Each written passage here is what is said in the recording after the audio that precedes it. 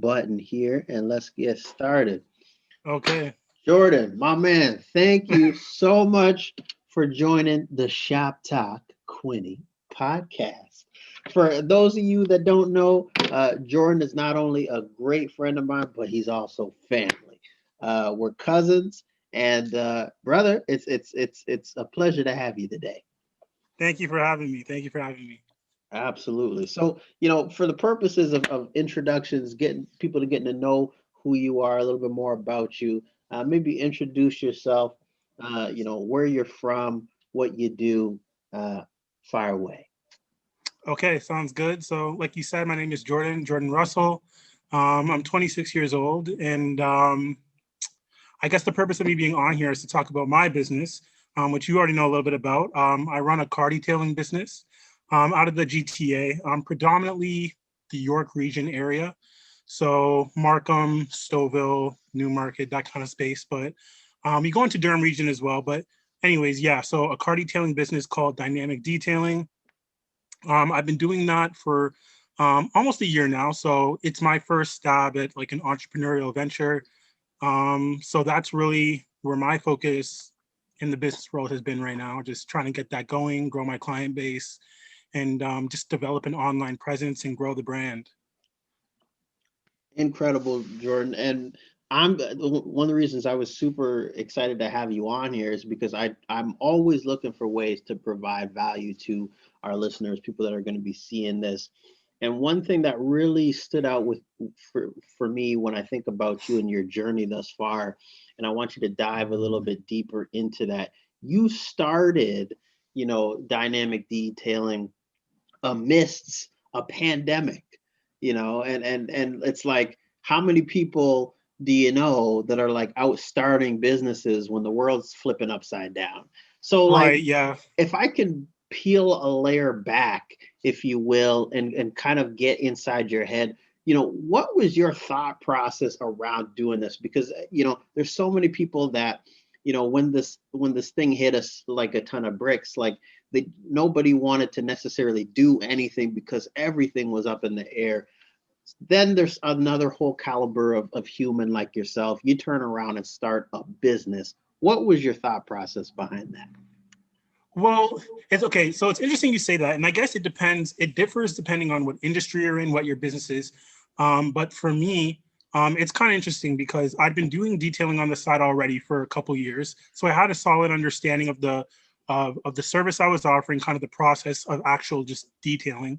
And then for me, I actually felt like COVID um, wasn't a huge hindrance, just due to the fact that it actually put all of my clients, they would typically be going into the office, they would be at home now, right? So a lot of people transition to working from home, which for me as a mobile detailer who comes to your house, it actually made it more convenient. A lot of my customers who Hmm.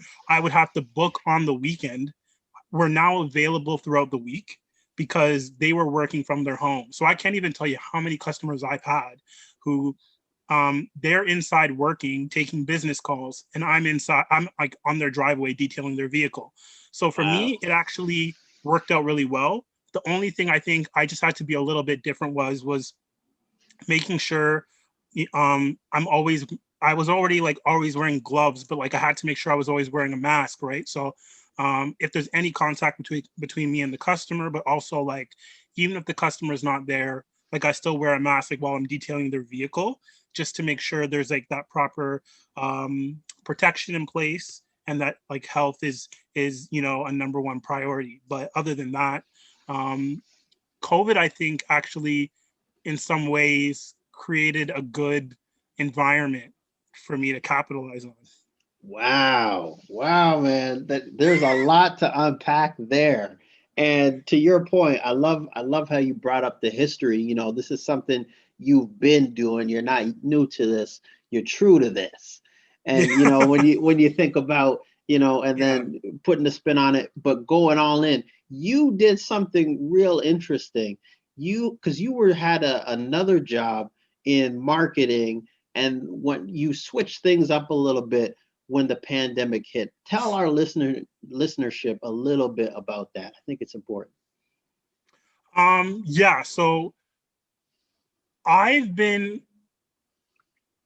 anyways, for a full-time job, detailing is new to me. I've only been doing detailing for almost, it's coming up to about a year.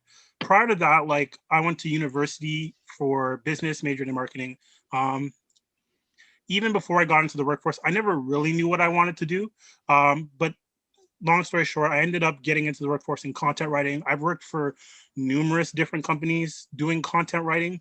I was never passionate about content writing, um, but it's the situation I found myself in. Um, and then it probably, because I'm just trying to think, we moved into this house, probably would have been in May. I was released from that job. And then when I was let go from there, I was like, well, what am I going to do now?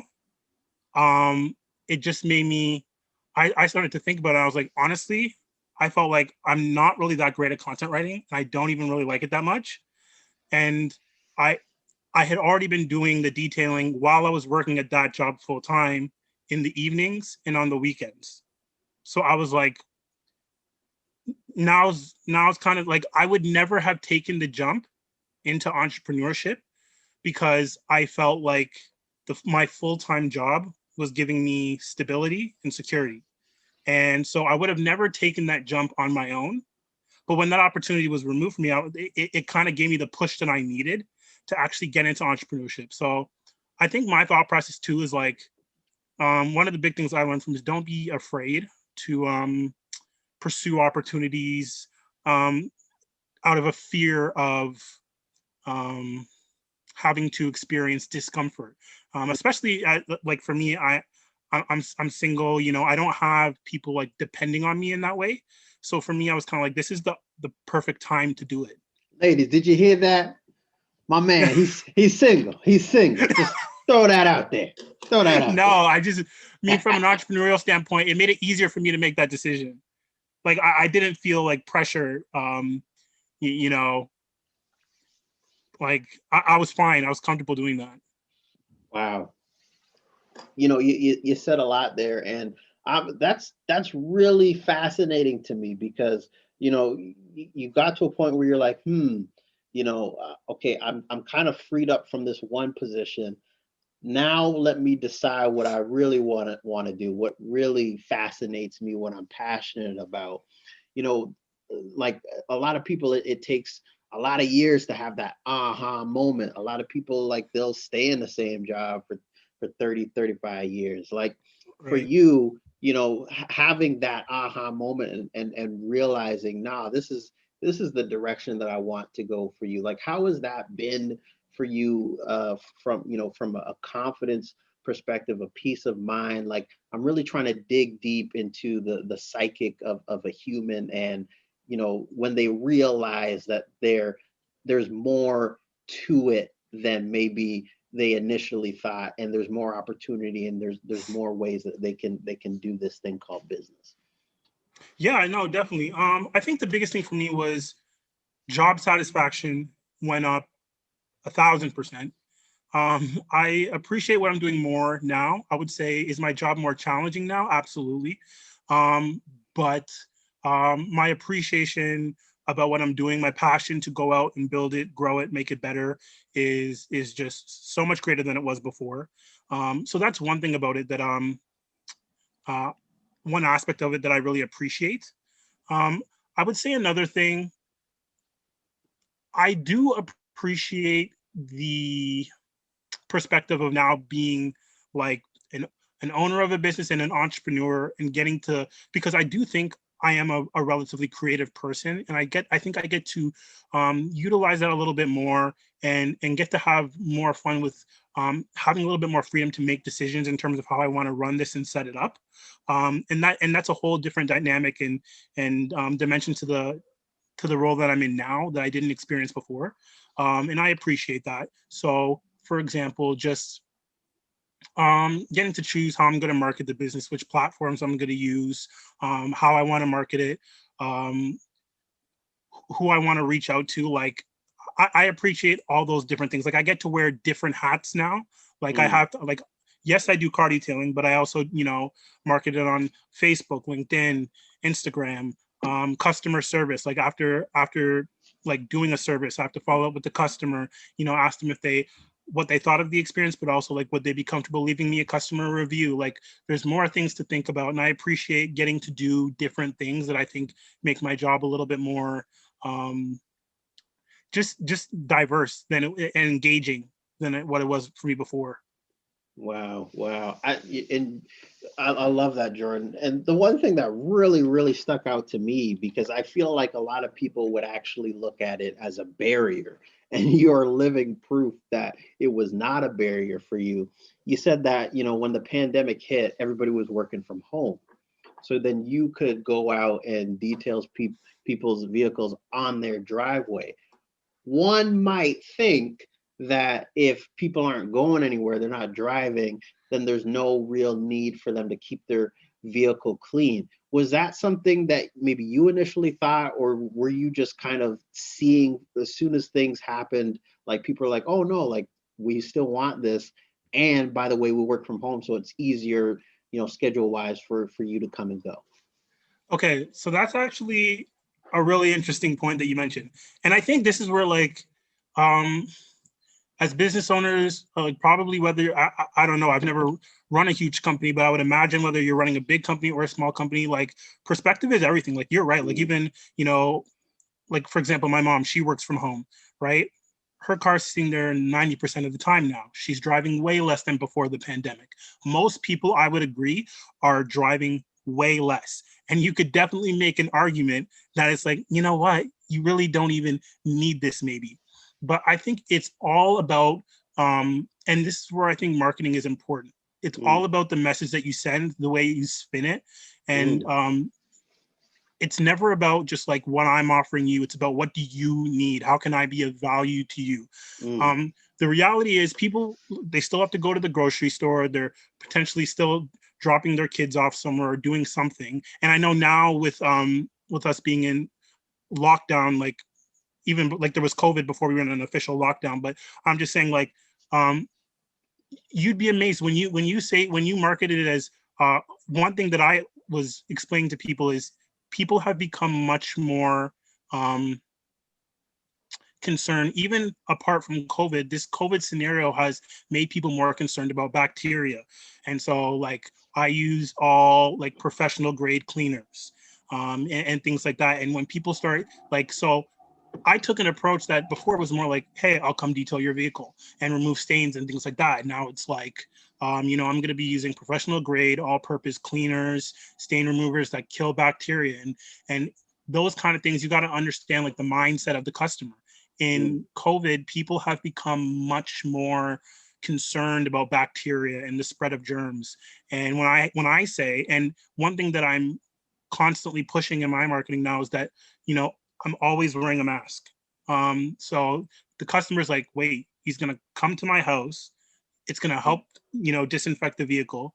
And he's going to wear a mask if he's interacting with me. And even if he's not interacting with me, he'll still be wearing a mask when he's detailing the vehicle. A lot of people appreciate that because even though they're using their vehicle less, at some point, you're still going to have to use the vehicle. And it's kind of like the optimum time to get it done. I love how you mentioned that because what I really want to do here is I want to frame this part of the conversation around, I think a lot of people get in their own way. They block their own ideas by creating their own, metaphorical obstacles. Yeah. And you really need to let the market dictate what they need instead of you dictating what they need. And I think this is a perfect example, Jordan, and you spelled it out very eloquently. This is still a need, and the way that you're marketing is in reflecting of that. I think that's super helpful for people. And was walk me through the process. I want to dig a little bit deeper into that. Was that something that you found in your dealings with clients? Was that something that just came to you? How did you find out the information that you're talking about right now? Like in regards to how to spin your marketing, like what is important to the end consumer today I see. in regards. Okay. Well, I guess it's kind of twofold. I guess I benefited from the fact that, like I said, like I went to school for business and I majored in marketing, and like I've worked in marketing departments before. So the good thing is, and the one thing I can appreciate about the work that I used to do is it's still in many ways transferable to what I'm doing now. So I come into it with a little bit more marketing perspective and understanding about how important it is to understand what the consumer is looking for, what it's all about them, and understanding how they view the service that you're offering, and not just about how you view it. Um, but I think the biggest thing is you like as small businesses, we have to get very comfortable with in a sense, just cast your fishing rod. Like, don't ever get in the way of like, don't ever tell yourself the customer doesn't want your service. Let them tell you that.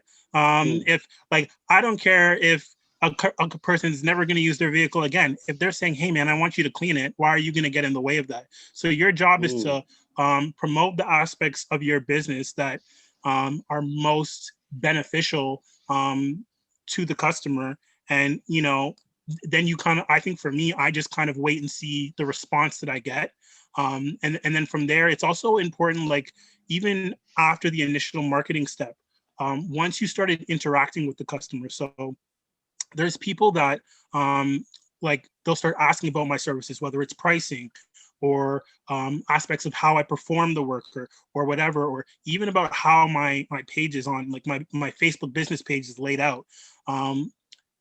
I take the feedback that I get from these people, and then I can go back and refine the process. Like one of the things that I've done continuously since I've started in this year is refine pricing, go back and change it, so that way it stays competitive. And because that was one thing that I struggled with was pricing. I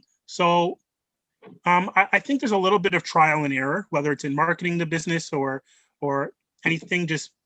But I think the key thing is don't be afraid to go out there, put yourself out there, and then just hear the customers, hear them whether it's the actual service, how you did it, the marketing of it, the customer experience throughout setting up the service with them, and take that feedback and improve it for the next person. That's incredible, Jordan. The senior vice president of external relations and business development of a institution that I graduated out of, he said something profound to me, and he said that he heard from a gentleman that he looks up to, and that gentleman said, there's a lot of people on the internet, on social media, talking with something to say, but there's not a whole lot of people listening.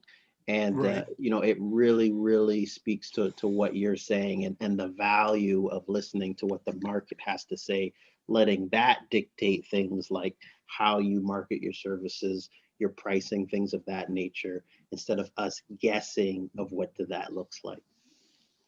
Yeah. That's awesome, brother. Yeah. Listen, new to entrepreneurship.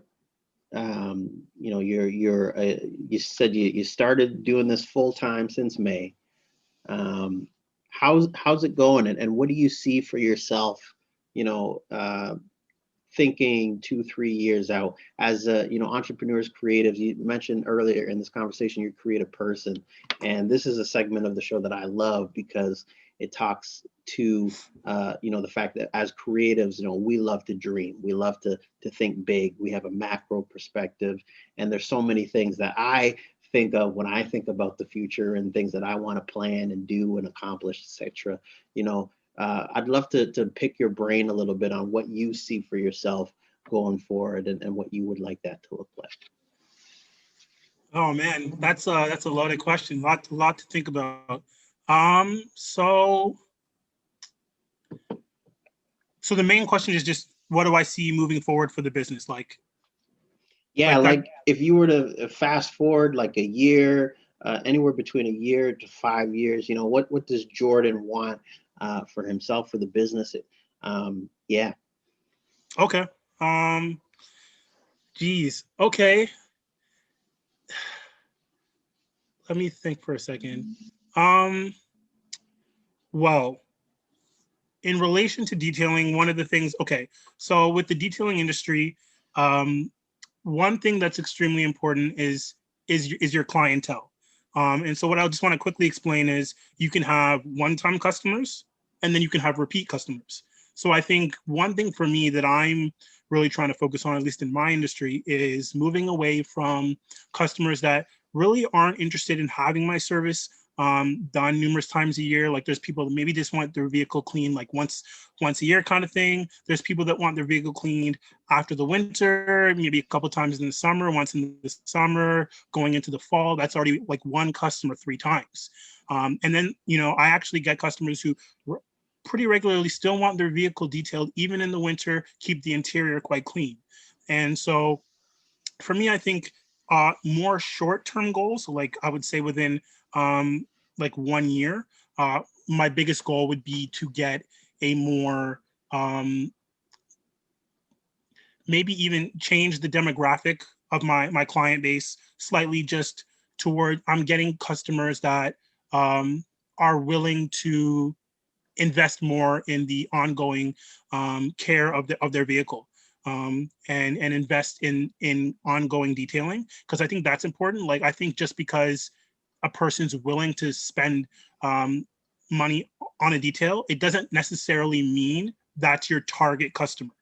There's a massive difference between a person who's going to get their car detailed once a year opposed to someone who's willing to get their car detailed 4 or 5 times a year, right? They're both willing to get a car detail, but those aren't the same customer, and you've got to learn to differentiate those. So I think for me, I want to just hone in more on the type of customer I want, because I have a lot of people that get me to detail their vehicle, but they're not necessarily the type of customer that's going to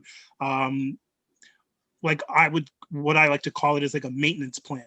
Like so ongoing detailing, which over time works out better for me and works out better for their vehicle as well. So I think in the short term, like 8 months to a year, that would be one major goal of mine, to just refine my target audience a bit and pick up a core group of customers that are very consistently looking to get their vehicle detailed. Long term, I think, and this is the goal that I think is definitely more open to flexibility and just see where it goes. But it would be kind of cool if the team could grow as the brand kind of grows and I get more traction.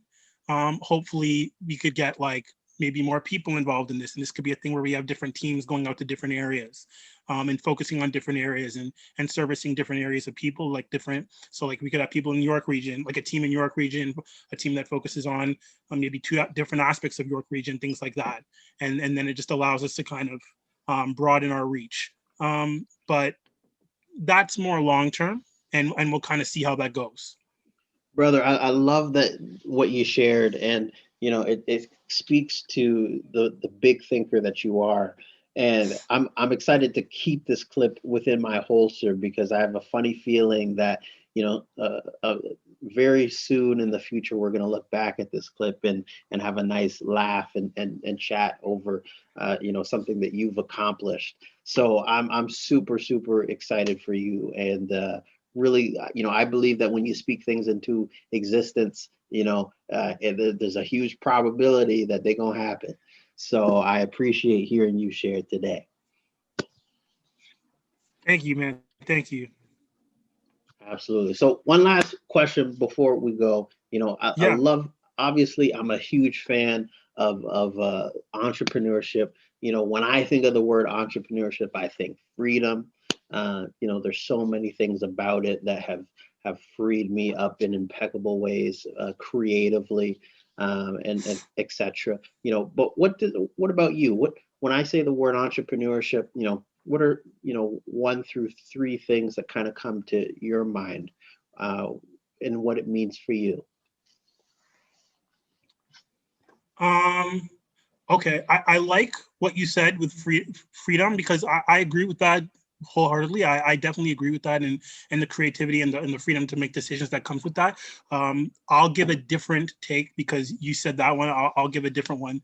I'll say dynamic, and what I mean by that is, at least in my experience, I guess everybody's situation with entrepreneurship can be different, but I think one thing for me that I've noticed in entrepreneurship is, as a now business owner of a small business and pursuing entrepreneurship, it's my ability to have to wear multiple hats.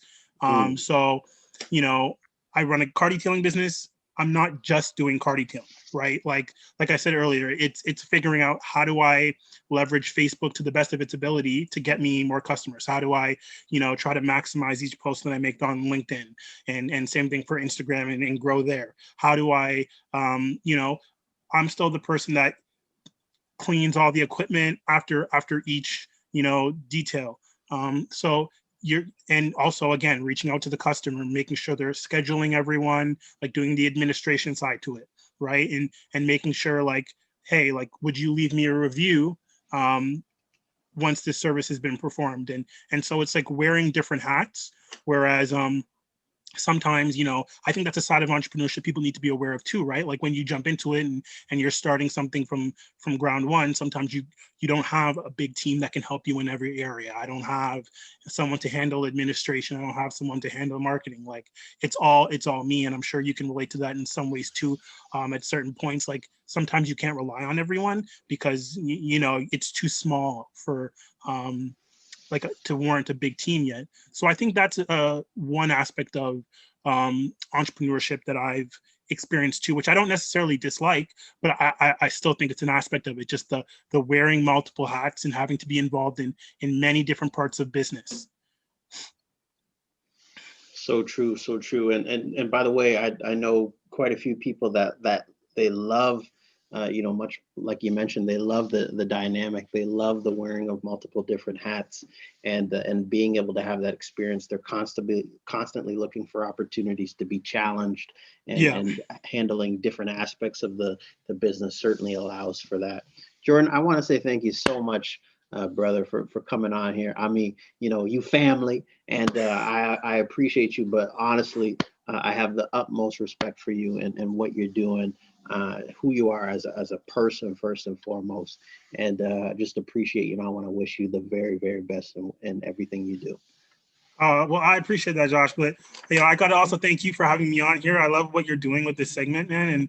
And no, I appreciate you too. Appreciate you and your family, and it's good to see you as a business owner as well. So I appreciate it. Thank you so much for having me on. Thank you, brother. Thank you.